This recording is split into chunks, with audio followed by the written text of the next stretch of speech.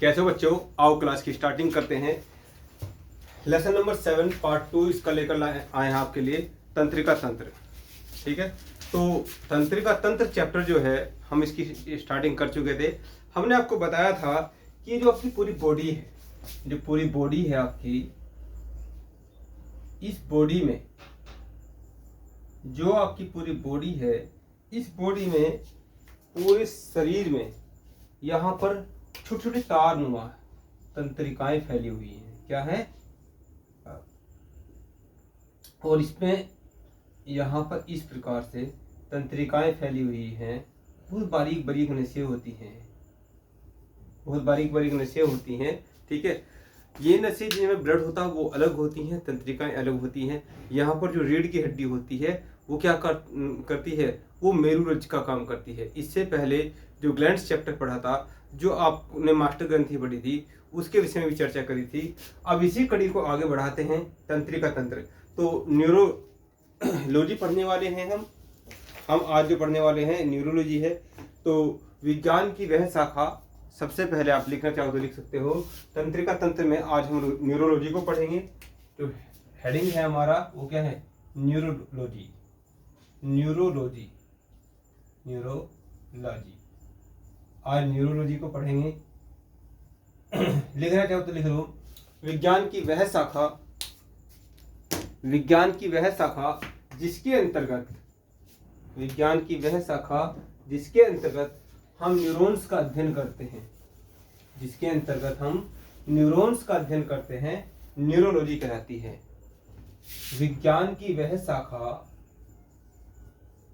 विज्ञान की वह शाखा, वह शाखा जिसके अंतर्गत, जिसके अंतर्गत हम न्यूरॉन्स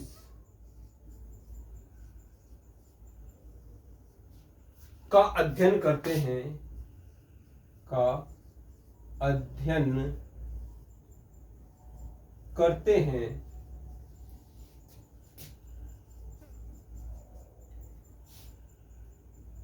न्यूरोलॉजी कहलाती है। न्यूरोलॉजी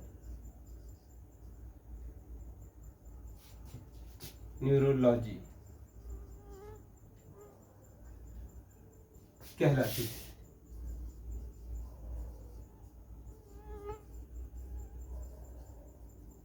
लास्ट क्लास में हमने पढ़ा था कि पूरी बॉडी के जो न्यूरॉन्स हैं, जो पूरी शरीर के जो ये न्यूरो सिस्टम है, तो ये क्या है? ये हम 3 स्टेप में पढ़ेंगे। एक ऑटोनर्वस सिस्टम, एक एएनएस, एक पीएनएस, एक सीएनएस। तो सीएनएस क्या है? सेंट्रल नर्वस सिस्टम है। एएनएस क्या है? ऑटोनर्वस सिस्टम है। और पीएनएस क्या है? पेरिफेरल नर्वस सिस्टम है। इस पूरी व्यवस्था को समझेंगे, लेकिन इस व्यवस्था में जो न्यूरॉन्स काम कर रहा है, सबसे पहले उसको समझते हैं कि न्यूरॉन्स है क्या। तो एक चित्र बनाएंगे छोटा सा।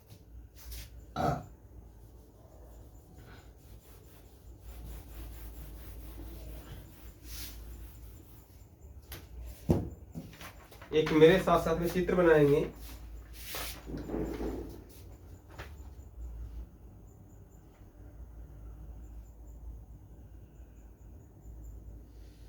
ये चित्र आपका आसान से आसान चित्र बने आपका, इसको मिटा देते हैं। ठीक है, इसे लिख लिया होगा आपने। न्यूरॉन्स का ही चित्र है, ये न्यूरॉन्स का ही चित्र है। ठीक है, सबसे पहले एक ऐसी आप पतली सी इस प्रकार से बना लीजिए। इसमें यहाँ ये इस प्रकार से,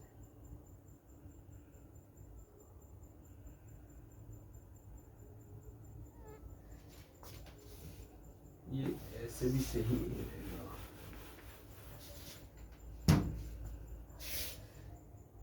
इस प्रकार से एक आप बनाइए, यहाँ पर इस प्रकार से।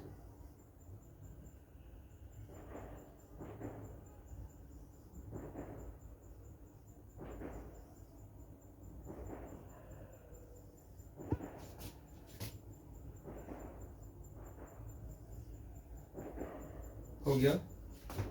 अब यहाँ पर ये एक जॉइंट लगाना है, यहाँ पर ये एक जॉइंट लगाना है इस प्रकार से, यहाँ पर ये एक जॉइंट लगाना है, ठीक है। और उसके पश्चात यहाँ पर इस प्रकार से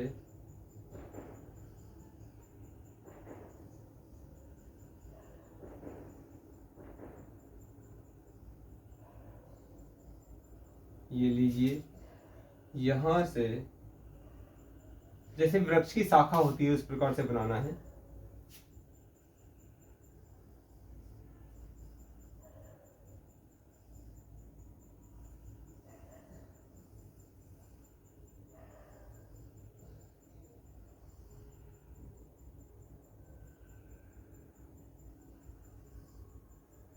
ठीक है, इस पार्ट को बोलते हैं एक्सोन टर्मिनल। जो पार्ट हमें बनाया है इस पार्ट को बोलेंगे AXION, एक्सोन टर्मिनल। ये जो पार्ट है TERMINOL, ये न्यूरॉन्स का चित्र बना रहे हैं हम, ठीक है। यहाँ पर ये जो बंद लगाया है हमने है, इसे बोलेंगे node, NODE, node of run wire,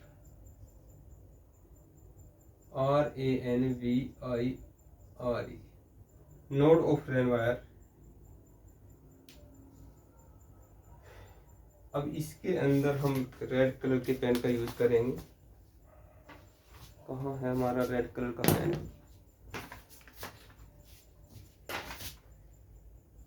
इस प्रकार से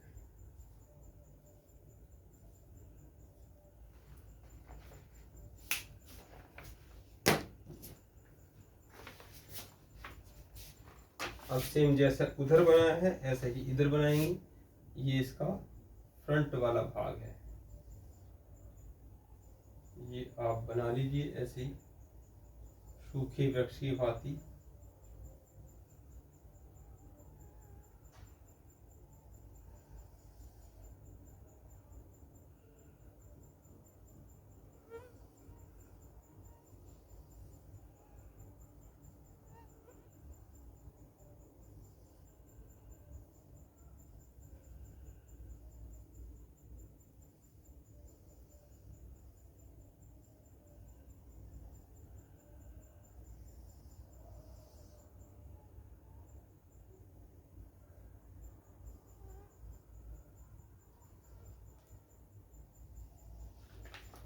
ठीक है, अब फिर से इसमें रेड पेन का यूज कर लेता हूँ।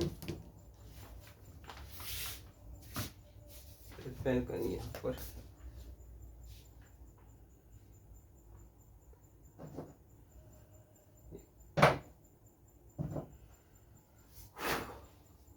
पेन की यूज पड़ेगी यहाँ पर।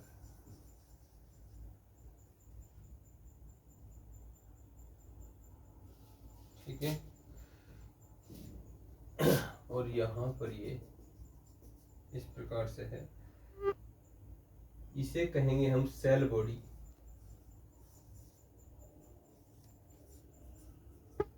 ये सेल बॉडी है।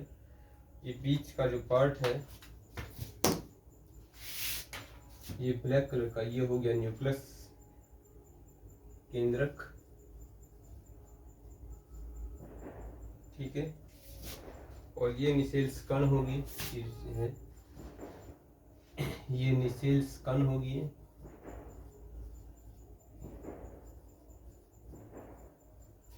निसेल्स कण होगी।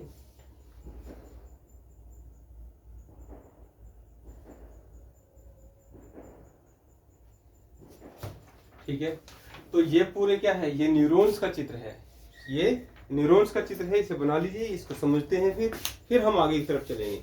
ठीक है, क्योंकि आज हम क्या कर रहे हैं, न्यूरोलॉजी पढ़ेंगे और पूरा चैप्टर जो है इन्हीं न्यूरॉन्स के ऊपर टिका हुआ है।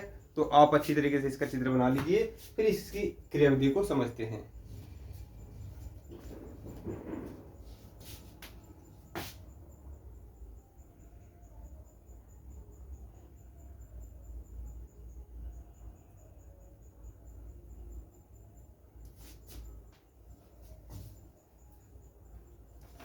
हो गया।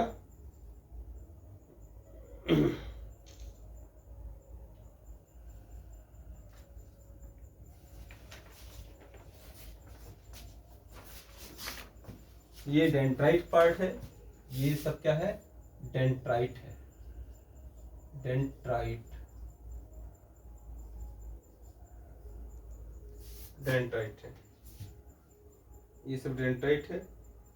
ये पूरा लंबी आकृति वाला जो भाग है ये एक्सोन है,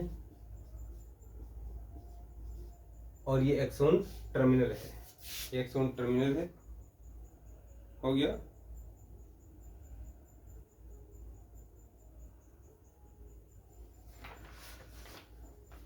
अब इसमें लिखेंगे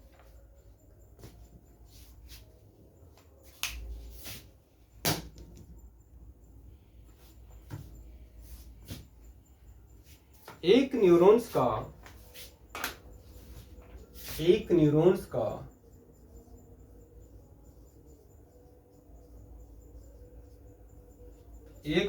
का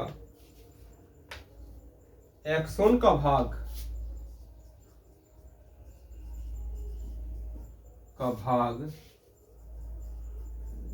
दूसरे न्यूरॉन्स के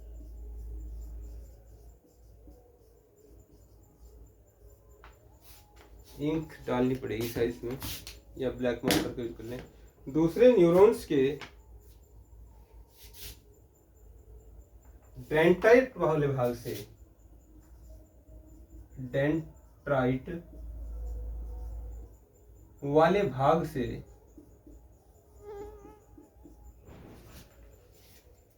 जुड़ा होता है, जुड़ा होता है।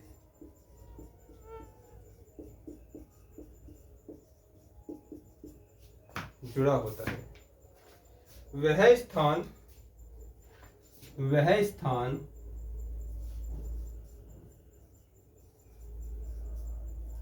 जिसके द्वारा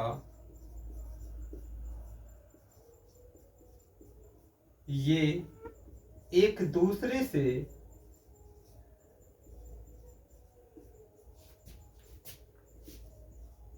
जुड़े होते हैं,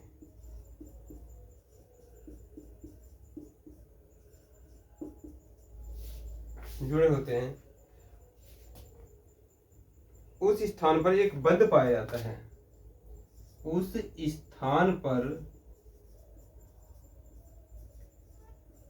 एक बंध पाया जाता है। बंध का मतलब जैसे किसी चीज को बांध देते हैं, भाई एक चीज दूसरे जोड़ रही है, बंध पाया जाता है।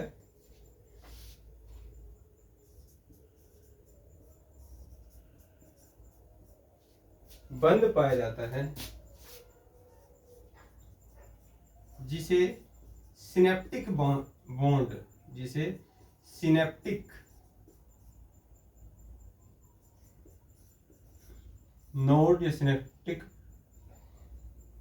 बंध कहते हैं।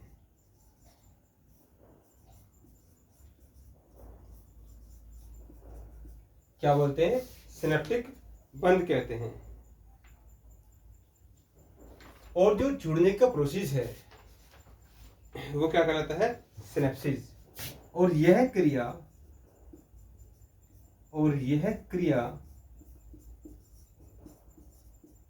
सिनेप्सिस कहलाती है।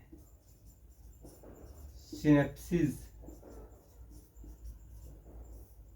कहलाती है।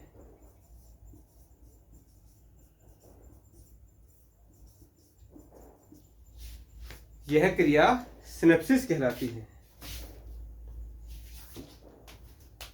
तो आज हम क्या स्टडी कर रहे हैं? हम न्यूरॉन्स का अध्ययन कर रहे हैं। और न्यूरॉन्स क्या है? तंत्रिका कोशिका जो है न्यूरॉन से मिलकर बनती है। तो एक न्यूरॉन्स जब दूसरे न्यूरॉन्स से मिलता है, जब एक न्यूरॉन्स दूसरे न्यूरॉन से जुड़ता है, तो इसका जो डेंड्राइट वाला पार्ट है, इसका न्यूरॉन्स का एक्सोन का भाग दूसरे न्यूरॉन्स के डेंड्राइट वाले भाग से जुड़ जाता है। भाई ये है, तो यहाँ पर ये जो डेंड्राइट आएगा तो दूसरा न्यूरॉन्स आएगा, तो वो डेंड्राइट वाला पार्ट इससे जुड़ जाएगा। ठीक है। तो यहाँ एक न्यूरॉन्स का एक्सोन का भाग दूसरे न्यूरॉन्स के डेंड्राइट वाले भाग से जुड़ जाता है। और वह स्थान जिसके द्वारा ये आपस में जुड़ते हैं, ठीक है, उस स्थान पर एक बंध पाया जाएगा तो उसे क्या बोलेंगे, उसे सिनेप्टिक बंध बोलेंगे। क्या बोलेंगे, सिनेप्टिक बंध बोलेंगे। और ये जुड़ने का प्रोसेस है, ये क्या कहलाएगा, ये सिनेप्सिस कहलाएगा। क्या कहलाएगा, सिनेप्सिस कहलाएगा। तो इतनी बात यदि आपने नोट कर ली हो तो आगे स्टडी करते हैं। इस सब की स्टडी को क्या बोलते हैं, न्यूरोलॉजी बोलते हैं। न्यूरॉन्स की स्टडी को न्यूरोलॉजी बोलते हैं। तो ये हमने आपको स्टार्टिंग में ही बता दिया है। ठीक है, इससे पहले जो हमने बताया था कि पूरी जो शरीर है, पूरे शरीर में इन तंत्रिकाओं का जाल सा फैला रहता है और इस पूरे सिस्टम को हम 3 प्रकार से कैटेगराइज करेंगे। ये लास्ट लेक्चर में हमने आपको नोट करवा दिया था। तो बताया था एक सीएनएस है, एक पीएनएस है, एक एनएस है। तो सीएनएस के अंतर्गत हम क्या करेंगे, मस्तिष्क और मेरुरज्जु की स्टडी करेंगे। ठीक है, तो पहला ही टॉपिक डाल लीजिए आप, सीएनएस डाल लीजिए, उसके बाद फिर आगे की तरफ बढ़ेंगे। यदि न्यूरॉन्स को आपने नोट कर लिया हो तो फिर आगे की तरफ चले, जल्दी से आप नोट कीजिए।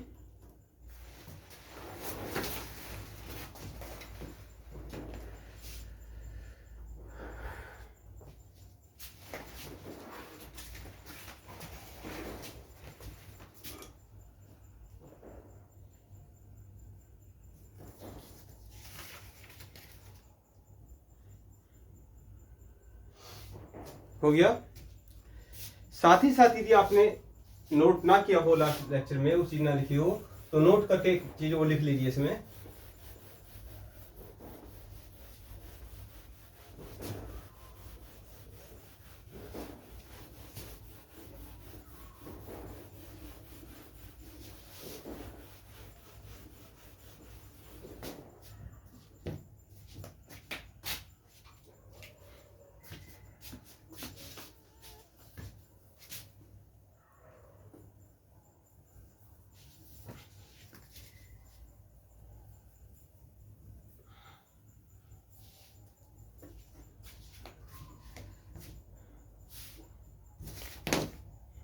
इसमें इंक भी डाल देते हैं।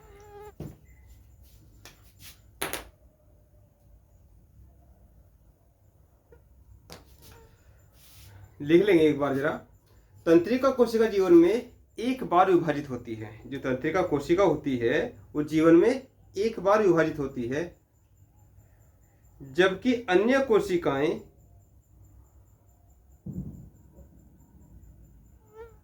की निश्चित समयावधि होती है। कितनी होती है बताओ।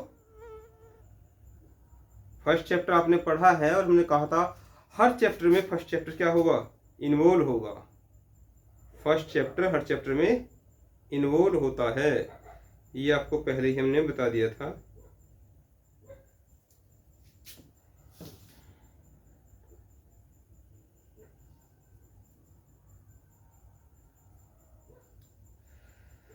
एक 120 दिन, कितना, 120 दिन लाइफ पीरियड होता है किसका, कोशिका का, साधारण कोशिका का।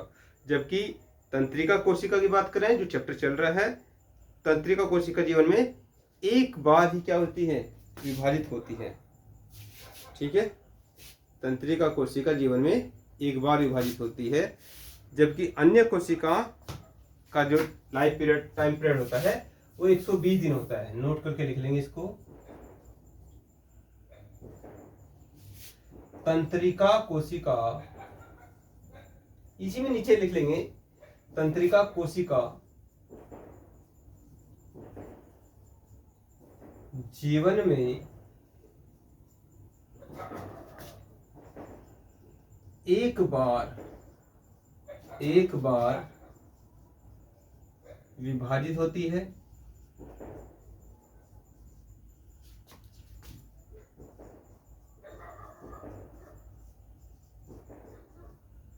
जबकि साधारण कोशिका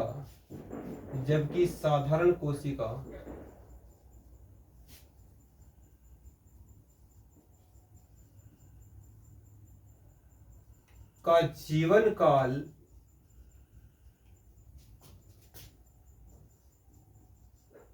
120 डेज होता है।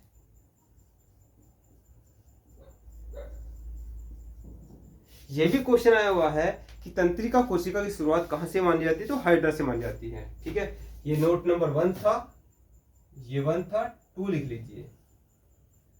तंत्रिका कोशिका की शुरुआत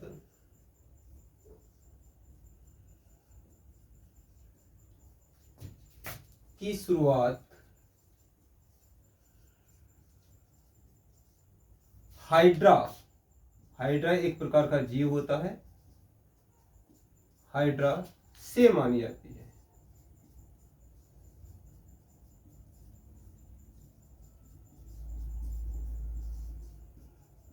ठीक है, तंत्रिका कोशिका की शुरुआत कहां से मानी जाती है, हाइड्रा से मानी जाती है। ठीक है, तंत्रिका कोशिका की शुरुआत जो मानी जाती है वो हाइड्रा से मानी जाती है और जीवन में एक बार विभाजित होती है, जबकि नॉर्मल कोशिका क्या होती है, वो 120 दिन बाद मर जाती है। और मरने के बाद कहाँ जाती है, मरने के बाद प्लीहा में, प्लीहा को कोशिका का कब्रगाह कहा जाता है। ठीक है, इसके विषय हम पहली चर्चा आपसे कर चुके हैं। तो आगे बात करते हैं। अब इस चैप्टर को जो आगे बढ़ाना है, इस चैप्टर को हमें 3 प्रकार से आगे बढ़ाना है। एक तो हमने बताया था कि इसका जो क्लासिफिकेशन है वो हमने 3 प्रकार से किया था। एक किया था CNS, एक किया था PNS और एक किया था क्या, ANS। ठीक है, तो आज हम CNS के विषय में चर्चा करेंगे आपसे। ठीक है, आज हेडिंग ही डाल लो, क्या, CNS। क्या फुल फॉर्म बताया था, सेंट्रल नर्वस सिस्टम, केंद्रीय तंत्रिका तंत्र, केंद्रीय तंत्रिका तंत्र। क्या क्या पढ़ेंगे इसके अंतर्गत, हमने 2 चीज बताई थी इसमें। क्या बताई थी, 2 चीज बताई थी इसमें। जो फर्स्ट चीज है, जो फर्स्ट है, तो क्या पढ़ना है हमें, मस्तिष्क को पढ़ना है। किसको पढ़ना है, मस्तिष्क, यानी कि ब्रेन। और दूसरी चीज क्या है, दूसरी चीज हमने इसमें मेरुरज्जु बताया था, मेरुरज्जु,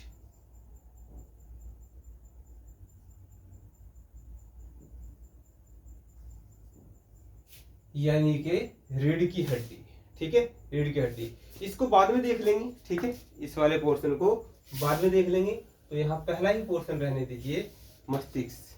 ठीक है, लिखना चाहो तो लिख लो, केंद्रीय तंत्रिका तंत्र के अंतर्गत हमें मस्तिष्क और मेरुरज्जु को देखना है। और मस्तिष्क एक ऐसी चीज है, यदि आपकी पूरी बॉडी काम नहीं कर रही है कोई फर्क नहीं पड़ता है। ठीक है, लेकिन मस्तिष्क का जरा सा हिस्सा भी डिस्टर्ब हो गया तो समझ लो सारा काम खत्म। जरा सा कोई तार कट गया, यदि जरा सा तार कट गया जो मस्तिष्क तक जा रहा है, सपोज करो रीढ़ की हड्डी में से एक वायर कट हो गया तंत्रिका का, तो आपका पैर हिल भी नहीं पाएगा। आपकी इतनी स्ट्रॉन्ग बॉडी है तो यहाँ पर कोई हलचल नहीं दिखाई देगी। ठीक है, ये है पावर ऑफ किसकी, मस्तिष्क की। एक वैज्ञानिक हुए हैं स्टीफन हॉकिंस। ठीक है, आप यूट्यूब पर सर्च करना स्टीफन हॉकिंस को। स्टीफन हॉकिंस का जो है वो शरीर का कोई भी अंग कार्य नहीं करता था, लेकिन फिर भी मस्तिष्क के दम पर ही उन्होंने क्या लोहा मनवाया। लिखना चाहो तो लिख लो इसमें ही।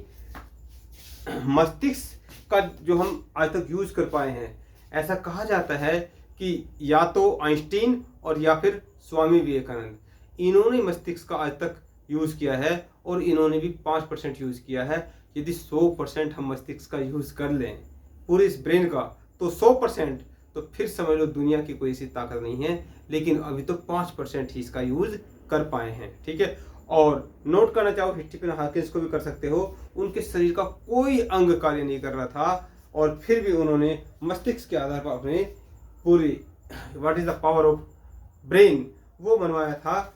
तो वह मस्तिष्क का हम पढ़ेंगे मस्तिष्क को, तो लेकिन इसके विषय में जो पूर्ण रूप से अध्ययन करेंगे वो कल करेंगे। हम आउटर चीज को इसको देखते हैं कि इस प्रकार से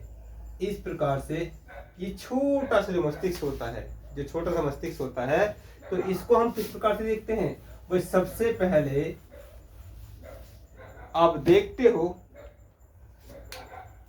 ये बाहर की तरफ, आप देखते हो ये बाहर की तरफ, मस्तिष्क तो बहुत बाद में आता है, ये बाहर की तरफ इस तरीके से आपको बाल दिखाई देते हैं।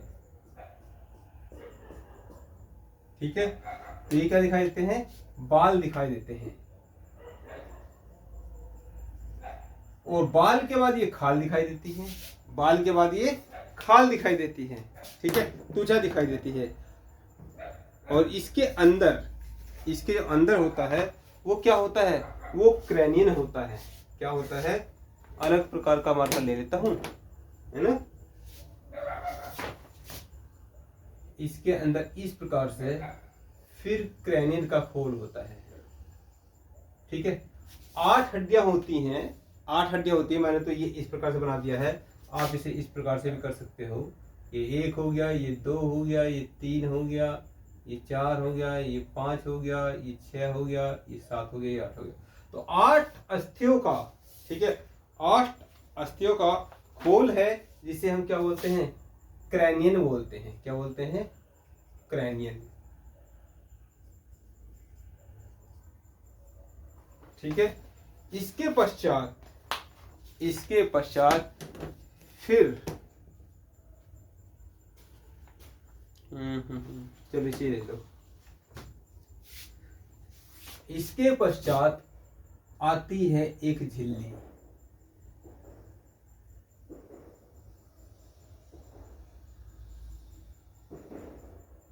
इसके पश्चात एक झिल्ली आती है, जिसे क्या बोलते हैं? जिसे मेनिंजस बोलते हैं। क्या बोलते हैं? मेनिंजस। मेनिंजस की 3 परतें होती हैं। मेनिंजस की क्या होती है? 3 परतें होती हैं। इसकी 3 परतें होती हैं। मेनिंजस की 3 परतें होती हैं। यहां पर एक ये इसकी अंदर की परत है,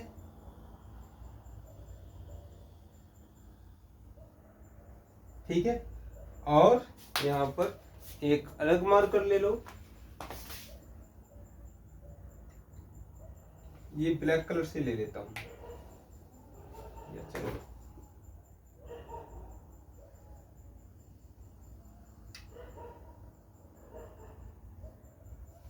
ठीक है, तो ये सारा क्या है?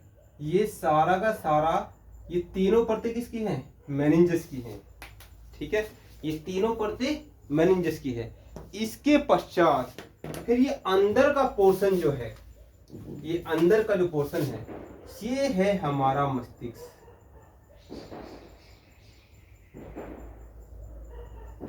ये अंदर का जो पोर्शन है, ये है हमारा मस्तिष्क। ठीक है, जिसको हम स्टडी करेंगे।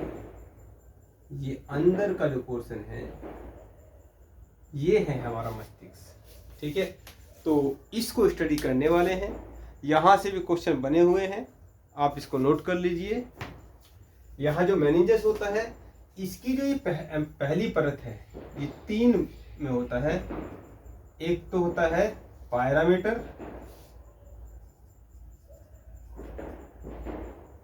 मैटर, एक होता है ड्यूरामेटर, जो पहली परत है वो ड्यूरामेटर है। जो सेकंड परत है वो पायरामीटर है। और थर्ड जो परत है वो होती है एरेक्नाइड।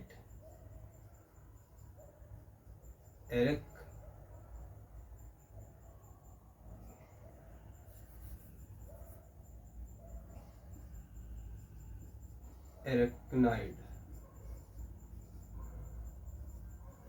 ठीक है, और इसी के अंदर, इन्हीं के अंदर यहाँ बीच बीच में रेड ले लेते हैं ना, यहाँ पर ग्रीन ले लेते हैं। इसी के अंदर यहाँ पर एक फ्लूइड भरा रहता है, जो मस्तिष्क को आघातों से बचाता है, जिसे क्या बोलते हैं? Cerebro spinal fluid. Cerebro spinal, क्या बोलते हैं, सेरिब्रो स्पाइनल फ्लूइड।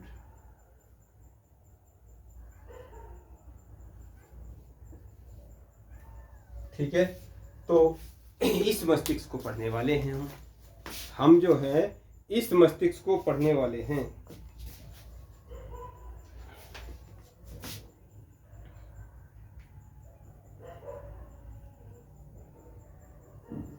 ठीक है, तो हमें क्या पढ़ना है आज? जो हमने आपको बताया है, हमने ये बताया है कि न्यूरॉन्स की स्टडी को क्या बोलते हैं, न्यूरोलॉजी बोलते हैं।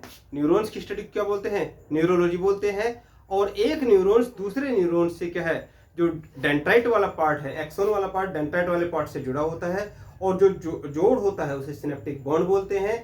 और इस प्रोसेस को क्या बोलते हैं, सिनेप्सिस बोलते हैं। तो न्यूरोलॉजी हमने स्टार्ट किया था आज, और न्यूरोलॉजी के अंतर्गत ये पूरी न्यूरॉन्स की जो श्रृंखला होती है तो सब उसको क्या बोलते हैं, तंत्रिका कोशिका बोलते हैं। तंत्रिका कोशिका किससे मिलकर बनी होती है, न्यूरॉन्स से मिलकर बनी होती है। ठीक है, और न्यूरॉन्स पूरे बॉडी में फैले हुए हैं, पूरी ये तंत्रिकाएं बॉडी में फैली हुई हैं, एक जालनुमा फैली हुई हैं। तो इस पूरे जालनुमा संरचना को पढ़ने के लिए क्या है, 3 पार्ट में हमने कैटेगराइज किया है, एक सीएनएस, एक पीएनएस और एक एएनएस। आज हमने प्रारंभ किया है किसका, सीएनएस का प्रारंभ किया है। सीएनएस के अंतर्गत हमें 2 चीजों को स्टडी करनी है, एक मस्तिष्क की करनी है, एक मेरुरज्जु की करनी है। मेरुरज्जु पूरी बॉडी में क्या होता है, एक ब्रिज की भांति कार्य करता है। जैसे एक पुल होता है ना, भाई आप इस तरफ खड़े हैं, इस तरफ खड़े हैं, बीच में क्या है, पुल है, तो पुल के ऊपर को जा रहे हैं, यदि पुल टूट जाए तो आप दूसरी तरफ नहीं जा पाएंगे। तो इसी प्रकार यदि मस्तिष्क से कोई सूचना आ रही है और हमारे पैर को क्या है, पैर को हमें उठाना है, या पैर के ऊपर कोई चूहा निकल गया, तो वो हमें तभी पता चल पाएगा जब वो तार जुड़ा हुआ होगा, जब वहां पे कोई सूचना आ रही होगी।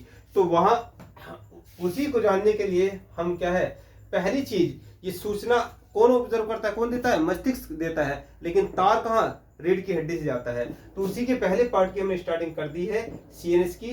तो सीएनएस में हम मस्तिष्क को पढ़ना है, और मस्तिष्क में हमने देखा कि मस्तिष्क में हम जो ये मस्तिष्क होता है, तो यहाँ पर सबसे पहले क्या है, बाल है, उसके बाद ये क्या है, खाल है, उसके बाद अंदर हड्डियों का ढांचा है। ठीक है, जो मस्तिष्क को क्या करता है, प्रोटेक्शन देता है। उस ढांचे को क्या बोलते हैं, क्रेनियन बोलते हैं। आगे चल के इस क्रेनियन को हम पढ़ेंगे, जब हम क्या पढ़ेंगे, जब हम अस्थियों का अध्ययन करेंगे तब इन अस्थियों को पढ़ेंगे। लेकिन यहाँ मस्तिष्क को प्रोटेक्शन देने के लिए जो हड्डियों का जो कवर होता है उसे क्या बोलते हैं, क्रेनियन बोलते हैं। ये 8 हड्डियां होती है इसमें, कितनी, 8 हड्डियां होती हैं, ये हमने बनाई हैं, टोटल ये 8 अस्थियां बनाई हैं। अब इसके बाद क्या है, इसके बाद अंदर मस्तिष्क को प्रोटेक्ट करने के लिए एक झिल्ली होती है। तो वो झिल्ली क्या होती है, उस झिल्ली को मेनिंजेस बोलते हैं, और मेनिंजेस झिल्ली 3 परतों में होती है। कोई बारीक से बारीक पन्नी भी, यदि हम बारीक से बारीक पन्नी लें तो वो भी क्या है, 3 परत है, एक ऊपर वाली, एक नीचे वाली, एक क्या, बीच वाला पोर्शन। ठीक है, तो ऐसी मेनिंजेस है। मेनिंजेस के ऊपर को पार्ट को पायरामीटर बोलते हैं, जिसको हमने यहाँ ब्लैक कलर में बनाया है।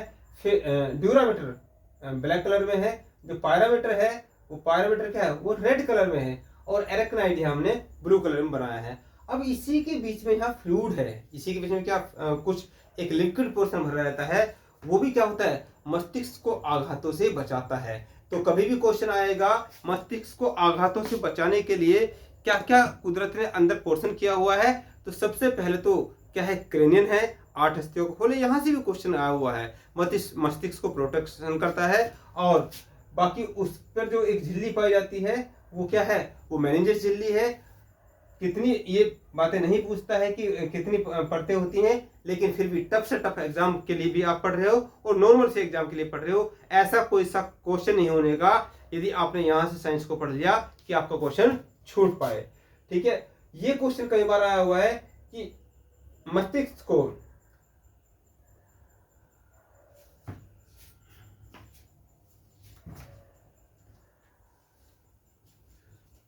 ये क्वेश्चन भी आया हुआ है कि मस्तिष्क को आघातों से बचाने का काम कौन सा फ्लूइड करता है। तो जैसे मोटरसाइकिल होती है, मोटरसाइकिल में जो वो होते हैं शॉकर होते हैं, तो उनके बीच में एक फ्यूल भरा जाता है। जैसे व्यक्ति ऊपर उछलता है, ऊपर उछलने के बाद वापस जब आएगा तो वापस एकदम से ऐसे ना आके लगे, तो बीच में क्या फ्लूइड भरा रहता है, वो क्या होता है, वो गेयर ऑयल होता है। क्या होता है, वो एक प्रकार का फ्लूइड होता है। तो ऐसे यहाँ पर मस्तिष्क तक डायरेक्ट झटके ना लगे, वहां चोट ना लगे, तो बीच में फ्लूइड होता है, उस फ्लूइड को क्या बोलते हैं, सेरिब्रोस्पाइनल फ्लूइड बोलते हैं। बाकी नेक्स्ट क्लास में सारी चर्चा करेंगे, बिल्कुल विस्तार पूर्वक हम अच्छी तरीके से मस्तिष्क के एक एक पार्ट को पढ़ेंगे। ये भी जानेंगे कि मस्तिष्क कोई इतना बुद्धिमान कैसे होता है, क्यों स्वामी विवेकानंद जी इतने बुद्धिमान थे, क्यों जो आइंस्टीन थे उनके दिमाग को सर्चिंग में रखा गया, क्या देखा उनके दिमाग को सर्चिंग में, सबसे ज्यादा दिमाग उनका क्यों माना गया, क्या होता है गायरस, हर चीज का विस्तार पूर्वक अध्ययन करेंगे। क्या होता है छोटा मस्तिष्क, उसकी बात करेंगे, कहाँ पर हमारी याददाश्त होती है, सारी बातों करेंगे स्टेप बाय स्टेप। कोई सा बिंदु आपसे नहीं छूटेगा। क्लास स्टार्ट कर दी है, आप पूरी तरीके से मेहनत पर लग जाइए। धन्यवाद।